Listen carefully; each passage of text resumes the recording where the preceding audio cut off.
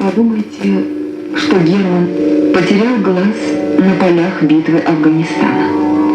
В медсправке значится: правый глаз не видит, катаракта травматическая с детства. Кудесники росчерком пера озарили его правый глаз и отправили воевать в Афганистан. В конце октября месяца я получил повестку для призыва в вооруженные силы. И спрашивали, годен ты, не годен там, на что жалуешься, такого не было. Просто прошли там, доктор посмотрел, наружный вид. Все, давай, здоров.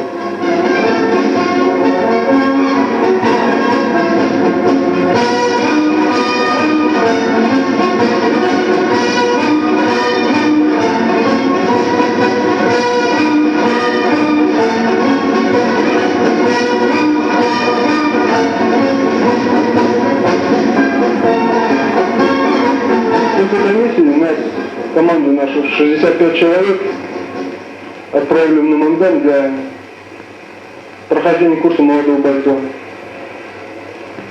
Курс молодого бойца, как мы проходили?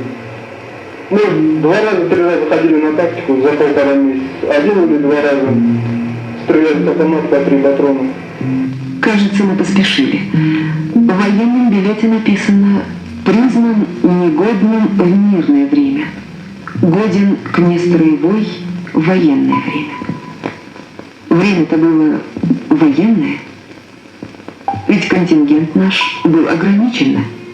Но Германа отправили в Афганистан на строевую службу. Жаллабадта 2 қызмет қылдым өзім. 1987 жылы 18 июнь күні біз Тошкентке баратын едік постта.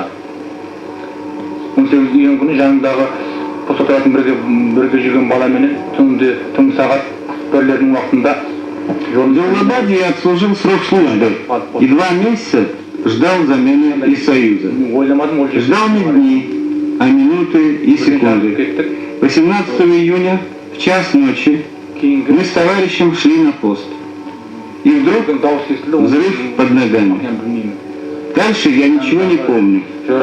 Очнулся в госпитале и уже без 2 ног.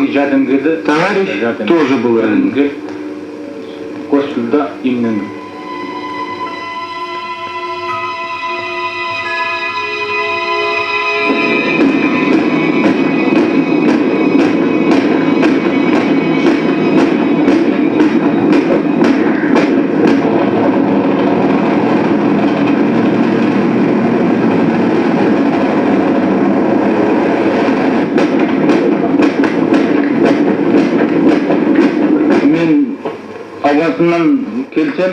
Вот я и в Каракалпакии.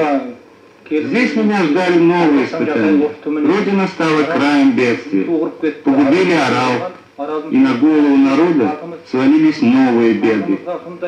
Там мы гибли от пуль душманов, а здесь медленное умирание.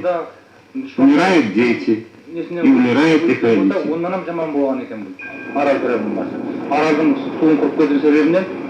Өлімшілік көп, ауру көп кеткен кішкентай балалар арасында